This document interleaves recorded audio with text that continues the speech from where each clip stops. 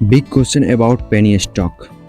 How to find future tradable penny stock. अगर आप भी कम कैपिटल के साथ ज्यादा क्वांटिटी में स्टॉक बाय करना चाहते हो और सिर्फ ये सुन के पेनी स्टॉक मत खरीदो कि वो स्टॉक अच्छा है एंड फ्यूचर में अच्छा रिटर्न देगा, बल्कि आप खुद उस चीज का एनालिसिस करो।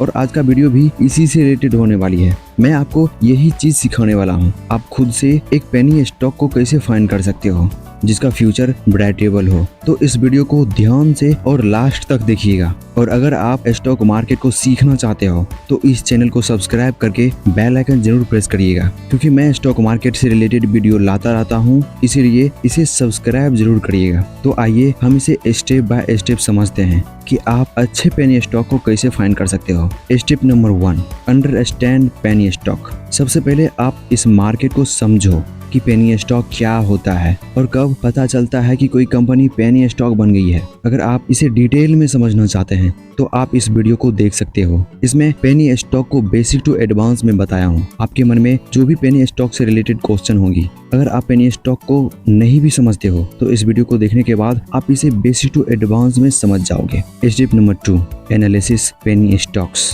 हम पेनी स्टॉक को दो तरह से एनालिसिस करेंगे, database analysis and logical base analysis. पहले हम डाटाबेस एनालिसिस को समझेंगे कि डाटाबेस एनालिसिस कैसे किया जाता है। Number 1, analysis market capitalisation.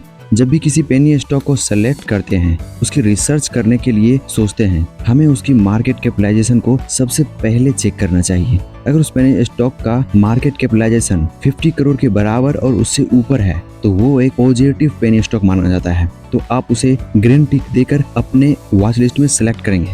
वरना अगर वो 50 करोड़ से नीचे है तो आप उस स्टॉक को वहीं पे इग्नोर कर दोगे। नंबर 2, मार्केट के फाइनेंशियल स्टेटमेंट का एनालिसिस करें। फाइनेंशियल स्टेटमेंट में कंपनी की revenue, balance sheet, cash flow आती है।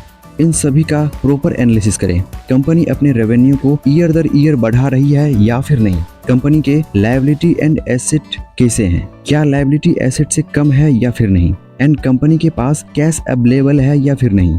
इन सभी में जब पॉजिटिव दिखता है तो ही आप आगे बढ़े और उसका एनालिसिस करना कंटिन्यू रखें। अगर पॉजिटिव नहीं दिखता है तो आप उस स्टॉक को वहीं पे इग्नोर कर दें और उसे छोड़ दें, उसे रेड टिक दे दें। Number 3, valuation ratio analysis.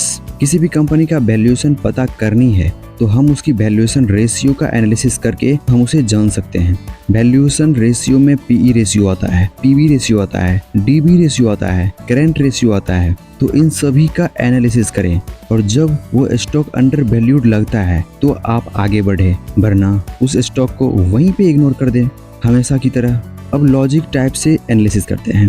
पहले हमें उस कंपनी के मॉड्यूल को समझना पड़ेगा कि कंपनी जिस तरह के प्रोडक्ट बनाती है, क्या उस प्रोडक्ट का स्कोप फ्यूचर में है या फिर नहीं है। उस कंपनी के सेक्टर का एनालिसिस करें कि वो कंपनी किस सेक्टर में है और उस सेक्टर में उस कंपनी की कितनी स्थान पे स्थित है। कंपनी के पास मार्केट शेयर कितना है और किन किन जगहों पर है। उस कंपनी के टीम मेंबर का ट्रैक रिकॉर्ड को एनालिसिस करें। क्या उस कंपनी के मैनेजर सभी के ट्रैक रिकॉर्ड अच्छे हैं या फिर नहीं। इन सभी का एनालिसिस करता है। कंपनी के इलीगल अड़चन को भी एनालिसिस करें कि क्या उस कंपनी में कोई केस तो नहीं चल रही है, कोई स्कैम तरह के एलिगेशन तो नहीं लग रहे हैं, और जो उसके प्रोडक्ट बना रही है क्या वो प्रोडक्ट वैल्यूएबल है, लोगों को वो प्रोडक्ट पसंद है, इसका भी एनालिसिस करें। जब किसी स्टॉक में इस तरह से एनालिसिस करेंगे और उसमें पॉजिटिव रिजल्ट देखने को मिलेगा तो you can definitely bite and hold them. तो आई होप आप ये समझ गए होंगे कि आपको किस तरह से एनालिसिस करना चाहिए किसी भी अच्छे पेनी स्टॉक को फाइंड करने के लिए।